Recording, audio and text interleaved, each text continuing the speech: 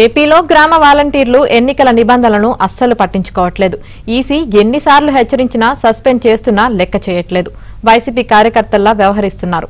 తాజాగా శ్రీ సత్యసాయి జిల్లా చిలమత్తూరులో నిబంధనలు ఉల్లంఘించిన 3 మహిళా వాలంటీర్లు సస్పెండ్ అయ్యారు.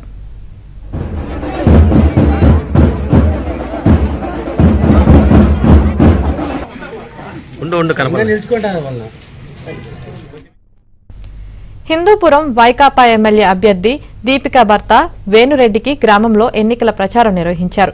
దీంతో ఆయనకు వాలంటీర్లు హారతులిచ్చి స్వాగతం పలికారు. ఈ విషయాన్ని సియాప్ ద్వారా తెలుసుకున్న ఎంపీడీఓ రామ్ కుమార్ ఆ 3ని సస్పెండ్ చేశారు. అదే సమయంలో వేణురెడ్డికి చేదు అనుభవం ఎదురైంది. అంగన్వాడీ ఆయా ఉద్యోగం ఇప్పిస్తానంటూ వైసీపీ నాయకులు 1.5 లక్షల డబ్బులు తీసుకుని మోసం చేశారని వెంకటేష్ దంపతులు ఆయన నిలదీశారు. దీంతో వారికి సమాధానం చెప్పకుండానే అక్కడి నుంచి వెళ్లిపోయారు వేణురెడ్డి. ఆ తర్వాత డబ్బు తీసుకున్న నాయకులపై వేణురెడ్డి ఆగ్రహం వ్యక్తం చేసినట్లు తెలుస్తోంది.